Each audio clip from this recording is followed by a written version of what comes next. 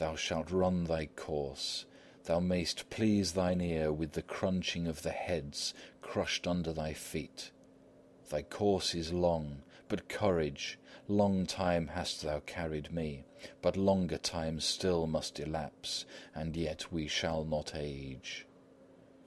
Stars may be quenched, the mountains crumble, the earth finally wear away its diamond axis, and we too, we alone are immortal, for the impalpable lives forever. But today them canst lie at my feet, and polish thy teeth against the moss-grown tombs. For Satan has abandoned me, and a power unknown compels me to obey his will. Lo, the dead seek to rise from their graves. Satan, I love thee. Thou alone canst comprehend my joys and my deliriums. But, more fortunate than I, thou wilt some day, when earth shall be no more, recline and sleep within the realms of space. But I, who have lived so long, have worked so ceaselessly, with only virtuous loves and solemn thoughts, I must endure immortality. Man has his tomb, and glory its oblivion. The day dies into night, but I am doomed to lasting solitude upon my way, strewn with the bones of men and marked by ruins. Angels have fellow angels, demons their companions of darkness, but I hear only sounds of a clanking scythe, my whistling arrows, and my speeding horse.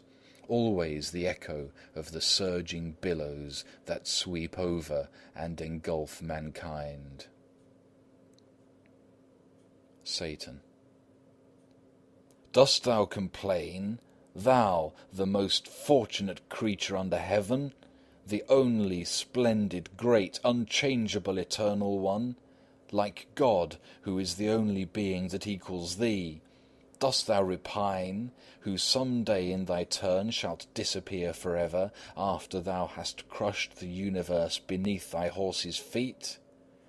When God's work of creating has ceased, when the heavens have disappeared and the stars are quenched, when spirits rise from their retreats and wander in the depths with sighs and groans, then what unpicturable delight for thee!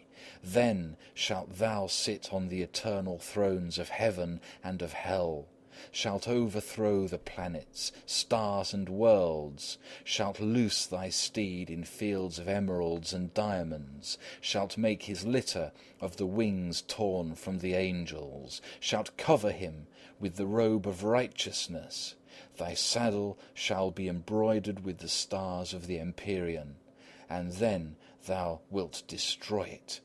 After thou hast annihilated everything, when naught remains but empty space, thy coffin shattered and thine arrows broken, then make thyself a crown of stone from heaven's highest mount, and cast thyself into the abyss of oblivion. Thy fall may last 1,000,000 eons, but thou shalt die at last, because the world must end. All must die, except Satan.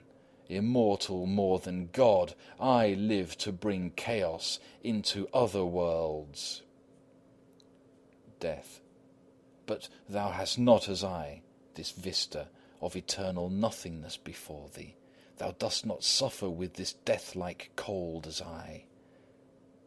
Satan. Nay, but I quiver under fierce and unrelaxing hearts of molten lava, which burn the doomed, and which e'en I cannot escape. For thou at least hast only to destroy, but I bring birth, and I give life. I direct empires, and govern the affairs of states and hearts.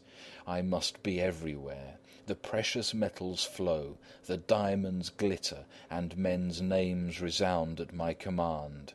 I whisper in the ears of women, of poets and of statesmen, words of love, of glory, of ambition. With Messalina and Nero, at Paris and at Babylon, within the self-same moment do I dwell. Let a new island be discovered, I fly to it ere man can set foot there. Though it be but a rock encircled by the sea, I am there in advance of men who will dispute over its possession. I lounge at the same instant on a courtesan's couch and on the perfumed beds of emperors. Hatred and envy, pride and wrath pour from my lips in simultaneous utterance. By night and day I work. While men are burning Christians, I luxuriate voluptuously in baths perfumed with roses. I race in chariots, yield to deep despair, or boast aloud in pride. At times I have believed that I embodied the whole world, and all that I have seen took place in verity within my being. Sometimes I weary, lose my reason, and indulge in such mad follies that the most worthless of my minions ridicule me while they pity me. No creature cares for me, nowhere am I loved, neither in heaven, of which I am a son, nor yet in hell, where I am lord, nor upon earth, where men deem me a god.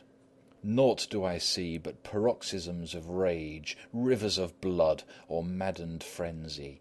Ne'er shall my eyelids close in slumber, never my spirit find repose, whilst thou at least canst rest thy head upon the cool green freshness of the grave. Yes, I must ever dwell amid the glare of palaces, must listen to the curses of the starving, or inhale the stench of crimes that cry aloud to heaven. God, whom I hate, has punished me indeed, but my soul is greater even than his wrath. In one deep sigh I could the whole world draw into my breast, where it would burn eternally, even as I. When, Lord, shall thy great trumpet sound? Then a great harmony shall hover over sea and hill. Ah, would that I could suffer with humanity! Their cries and sobs should drown the sound of mine. Innumerable skeletons, riding in chariots, advance at a rapid pace, with cries of joy and triumph. They drag broken branches and crowns of laurel, from which the dried and yellow leaves fall continually in the wind and the dust. Lo, a triumphal throng from Rome, the eternal city. Her Colosseum and her Capitol are now 2 grains of sand that served once as a pedestal. But death has swung his scythe, the monuments have fallen. Behold, at their head comes Nero, pride of my heart, the greatest poet earth has known. Nero advances in a chariot drawn by 12 skeleton horses. With the sceptre in his hand, he strikes the bony backs of his steeds. He stands erect, his shroud flapping behind him in billowy folds. He turns as if upon a race-course, his eyes are flaming, and he cries loudly, "Quick, quick, and faster still, until your feet dash fire from the flinty stones, and your nostrils fleck your breasts with foam. What, do not the wheels smoke yet? Hear ye the fanfares, whose sound reached even to Ostia, the clapping of the hands, the cries of joy? See how the populace shower saffron on my head. See how my pathway is already damp with sprayed perfume. My chariot whirls on, the pace is swifter than the wind as I shake the golden reins. Faster and faster the dust clouds rise, my mantle floats upon the breeze, which in my ears sings, Triumph, triumph! Faster and faster! Hearken to the shouts of joy, list to the stamping feet and the plaudits of the multitude. Jupiter himself looks down on us from heaven. Faster, yea, faster still! Nero's chariot now seems to be drawn by demons. A black cloud of dust and smoke envelops him.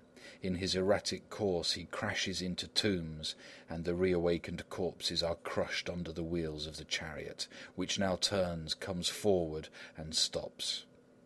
Now let 600 of my women dance the Grecian dances silently before me,